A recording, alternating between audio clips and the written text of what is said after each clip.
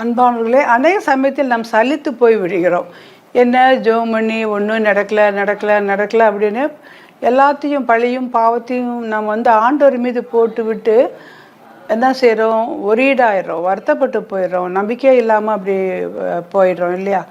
ஆனால் அப்படிலாம் இருக்காதபடி நம்ம என்ன செய்யணும் அப்படின்னா, எப்படிப்பட்ட சூழ்நிலை இருந்தாலும் கூட நாம் ஆண்டவரை நோக்கி நாம் ஜெபிக்க வேண்டும். ஒரு நிமிஷம் யோசித்து பாருங்கள். இப்போ உங்களோட மாடர்ன் ட்ரெண்டில் வீட்டில் என்ன இருக்குது? ஏசி இருக்குது, ஃப்ரிட்ஜ் இருக்குது, கம்ப்யூட்டர் இருக்குதுன்னு என்னமெல்லாம், மிஷின் கூட இருக்குது, washing machine, this and that. ஆனால் இந்த எலக்ட்ரிசிட்டி இல்லைன்னா ஒன்றும் பண்ண முடியாது இல்லையா? ஆமாம். அதே போல் நாம் என்ன செய்யணும் அப்படின்னா, ஆண்டவரை நோக்கி நாம் ஜெபிக்காத பட்சத்தில் நமக்கு ஒன்றுமே நடக்காது. இதுதான் உண்மை. சரி, அதுதான் உண்மை இல்லையா? ஒரு சிம்பிளாக உங்களுக்கு எக்ஸாம்பிள் சொன்னேன்ல, எலக்ட்ரிசிட்டி இருந்தால் தானே எல்லாம் பண்ண முடியும், இல்லாட்டி ஒன்றுமே பண்ண முடியாது. அதனால் நம்ம ஜெபம் பண்ணணும். நம்ம ஜெபத்துக்கான தடைகளையா அப்படின்னு இந்த வசனம் மிக தெளிவாக கூறுகிறது. அது என்ன அப்படின்னு சொன்னால், ஏசாயா 43ஆம் அதிகாரம் 22 முதல் இங்கே வாசித்து பார்க்குறீங்க. என்னென்ன தப்பு பண்ணுறோம் அதில் சொல்லப்பட்டிருக்கு. அதெல்லாம் அக்செப்ட் பண்ணணும். சும்மா ப்ராஸ்பெரிட்டி தேரி, ரூபா பணம் இதெல்லாம் நமக்கு தேவை தான். அதான் உலகம் நினைக்கவே கூடாது. ஆனாலும் யாக்கோபே, நம்முடைய பேரை வச்சுக்கலாமா, நீ என்னை நோக்கி கூப்பிடவில்லை. நல்லா அப்படி இருந்திருக்கு கொஞ்ச நாள். இஸ்ரவேலே, நீ என்னை குறித்து மனம் சலித்து போனாய். ஒரு நான் இந்த வசனம் எனக்குன்னு எழுதப்பட்ட மாதிரி இருந்தது, உங்களுக்கு எழுதப்பட்டிருக்கலாம் இல்லையா? யாக்கோபே, நீ என்னை நோக்கி கூப்பிடவில்லை, பிரச்சனையே பார்த்துட்ருக்குறோம். அடுத்தது நீ மனம் என்னை குறித்து மனம் சலித்து போனாய். அப்படி இருக்கிறீங்களா? பிள்ளைகள் இருக்கலாம், டீனேஜர் இருக்கலாம். உன் ஆடு திருப்பி என்னென்ன தப்பு சொல்கிறாரு? நம்ம ஜெபம் பண்ணலை, சலித்து போய்விட்டோம். ரெண்டாவது என்ன பார்க்குறோம்? உன் ஆடுகளை தகன பலியாக நீ எனக்கு செலுத்தவில்லை இல்லையா? நம்மகிட்ட இருக்கிற அது வெல்த்தை, நம்மக்கிட்ட இருக்கிற பொருள் இதெல்லாம் ஆண்டவருக்கு பலியாக செலுத்த தேவன் நம்மை அளிக்கிறார். உன் பலிகளால் நீ என்னை கனம் பண்ணவும் இல்லை.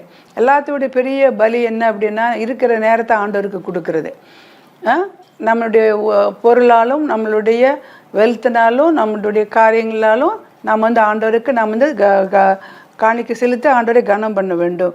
பலிகளால் நீ என்னை கனம் பண்ணவில்லை. எத்தனை இடம் வந்திருக்கிறோம். அடுத்தபடி காணிக்கை செலுத்தும்படி நான் உன்னை சங்கடப்படுத்தாமலும் தூபம் காட்டும்படி உன்னை வற்புறுத்தாமலும் இருந்தேன்.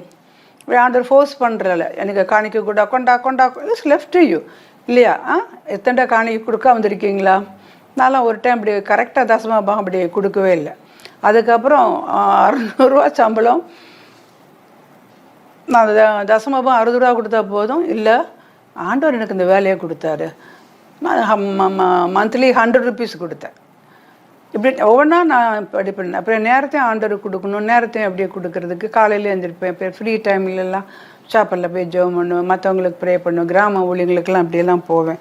எனவே இதில் என்ன அப்படின்னு சொன்னால், ஒன்று பாருங்கள், பணங்களால் சுகந்த பட்டையை கொள்ளாமலும் உன் பலிகள் இனத்தினால் என்னை திருப்திப்படுத்தாமலும் உன் பாவங்களினால் என்னை சங்கடப்படுத்தி உன் அக்கிரமங்களினால் என்னை வருத்தப்படுத்தினாய்.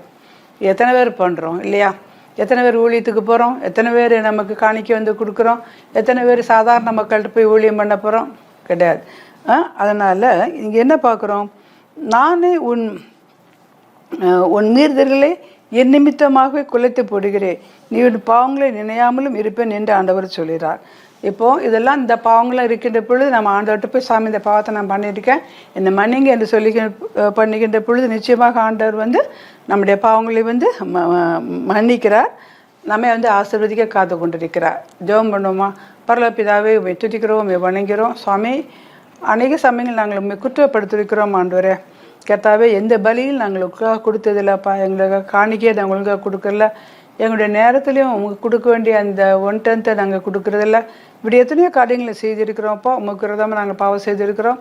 ஆனாலும் ஆண்டவரே தேவரே, இப்பொழுதும் கூட முண்டை வர்றோம்ப்பா.